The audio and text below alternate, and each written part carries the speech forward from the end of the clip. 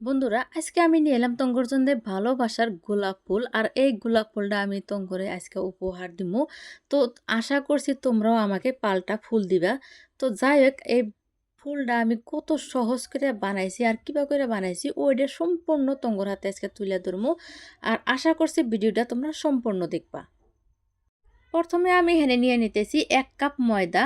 তো ময়দার পরিবর্তে আটাও দেওয়া যাবো। আমি ১ কাপ ময়দা নিয়েছি। আমি অল্প করে বানামো। ওই জন্যে যে পরিমাণে বানামো ওই পরিমাণ অনুযায়ী আমি ময়দা দিয়ে দিলাম। তারপর দিয়ে দিলাম স্বাদ মতো নুন। এখন দিয়ে দিলাম সাদা তেল। সাদা তেলটা দিয়ে ভালো করে ময়াম মেরে নিতেছি। ময়াম এই জন্যে মারমু যাতে এটা মুসমুসা হয় আর হাত দিয়ে চাপ দেওয়ার হাতাতে জানি ভাঙ্গা যায়। তো ওই জন্যে ময়ামটা মারা। তো ময়ামটা খুবই ভালো করে মারা শেষ। এখন অল্প অল্প করে পানি দিয়ে গুলে নিতেছি। এনে একটা রুটির যে ডো বানায় ঠিক ওইরকম করে বানাইছি। আর রুটির থেকে সামান্য শক্ত হইলে ভালো হয়। তো আমি সামান্য শক্ত করে নিছি যে দেখতেছ ডোটা।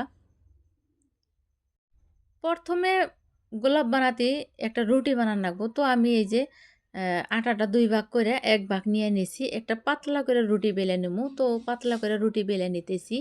এনে গোল বা চ্যাপ্টা হওয়ার কোনো প্রয়োজন নাই। তো আমি যে করে পারি ও করে একটা রুটি বানিয়ে নিলাম। নেওয়ার পর এই যে রুটিটা পাতলা বানাবো। যত পাতলা হয় ততই ভালো হয়। তো আমি পাতলা করে নিছি। আর হেনে নিয়ে নিছি একটা গ্লাস।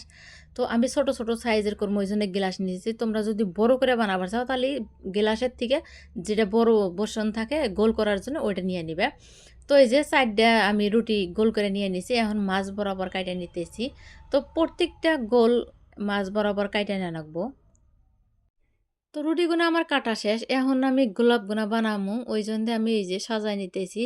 একটার উপরে একটা দিয়ে, দিয়ে ভালো করে সাজায় নিতেছি। যারা গোলাপ বানান জানো না তারা ভালো করে দেখে নাও যে আমি কিভাবে করে বানাই। খুবই মনোযোগ দিয়ে দেখবা এখানে।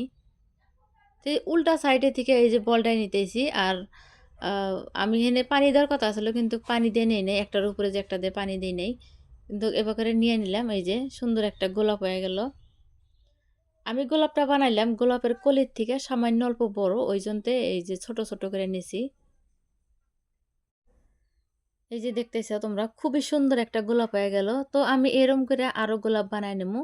তো এক এক করে আমি সবগুলা গোলাপই বানাই নিয়ে গেছি এই যে দেখতেছো। তো আমি মোট ৫টা গোলাপ বানাইছি। গোলাপগুনা আমি এখন ভাইজা নিমু। তো একটা করে কাঠি দিয়ে নিতেছি যাতে এই যে তেলের মধ্যে দিলে গোলাপের পাপড়িগুনা যাতে ছাইড়া না যায়। ওই জন্যে এই যে একটা করে কাঠি দিয়ে নিতেছি। তো তোমরাও যদি তেলে ভাজো তাহলে এভাবে করে একটা করে কাঠি দিয়ে নেবা। এটা ছাড়ার সম্ভাবনা থাকবো না। তো আমি সবগুলাই দিয়ে নিমু। তেলগুনা আমি আগের থেকে হিটে দিয়ে রাখছিলাম। এটা মিডিয়াম যখন হিট হয়েছে তখন আমি একটা একটা করে দিয়ে দিতেছি। আর গোলাপগুনা সাধারণত ডুবা তেলে ভাজা লাগে। তো হেনে তেলের পরিমাণটা কম হইছে।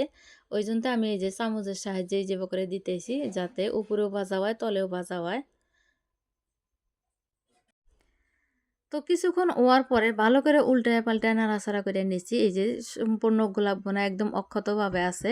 একটা গোলাপও তেরা বেহা হয় নাই। খুবই সুন্দরভাবে ভাজা হয়ে গেছে গা। মুসমুসে হয়ে গেছে।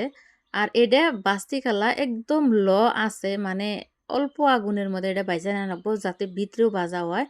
খুবই মুসমুসা হয়ে যায়। তো মুসমুসা করে ভাজা হয়ে গেছে এই যে দেখতেছো খুবই সুন্দর দেখা গেছে আমি নামায় নিছি। দেখতে কিন্তু খুবই ভালো আর এটা খাতে কিন্তু ভালোই লাগে। আর তোমরা যদি চাও তাহলে রসে ডুবাইয়া খাওয়া পারো কিন্তু আমি রসে ডুবাইয়া খাম না আমি এমনি করে খামো। ওই জন্যই মুচমুচা করে বেশি করে বাইজা নিলাম। আমি চায়ের হাতে খামো। তো আমি এখন একটা তং করে ভাঙ্গে দেখামো যে কতটা মুচমুচা হয়েছে। এই যে একটা হাত দিয়ে চাপদার হাতে হাতে ভেঙে গেল। তো সবগুনা গোলাপি কিন্তু এরম হয়ে গেছে আর খুবই সুন্দর হয়েছে। তো বন্ধুরা আমার এই রেসিপিটা তোমার কিরম লাগছে কমেন্ট করে অবশ্যই জানাবা। ভিডিওটা যদি ভালো লাগে লাইক শেয়ার কমেন্ট করে দিবে।